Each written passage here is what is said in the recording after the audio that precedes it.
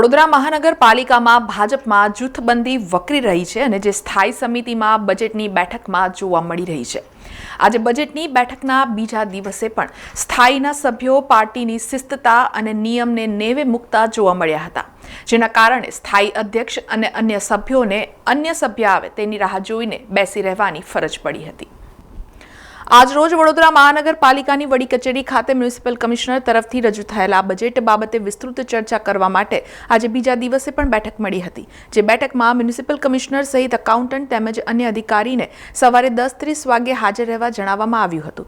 તેમ છતાં પણ 10:35 સુધી સ્થાયી અધ્યક્ષ તો ઠીક, એક પણ સભ્ય હાજર રહ્યા ન હતા। આ બાબતે આ સ્થાયી સમિતિના મ્યુનિસિપલ સેક્રેટરીને પૂછતા તેમણે પણ કોઈ પ્રતિસાદ આપ્યો ન હતો, જ્યારે આજે બધા જ સભ્યો ચેરમેન સહિત મોડા પડ્યા હતા।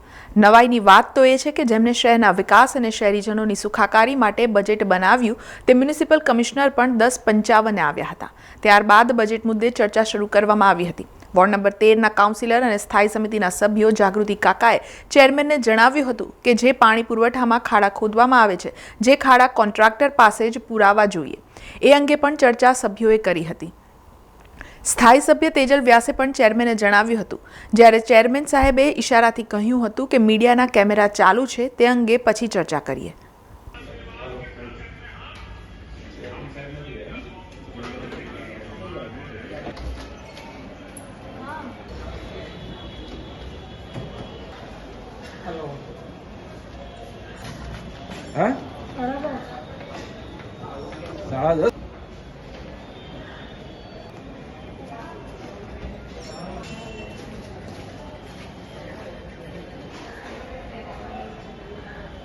કેટલા વાગ્યા? હવે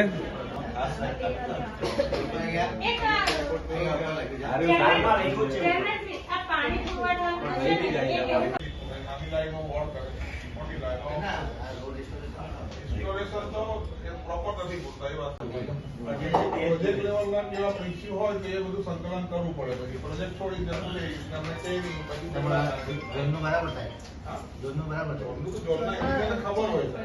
સમાચારોના સતત અપડેટ માટે TNA ન્યૂઝને YouTube પર સબસ્ક્રાઇબ કરી બેલ આઇકોન પ્રેસ કરો અને અમારી સાથે જોડાયેલા રહો Facebook, Instagram અને Twitter ઉપર।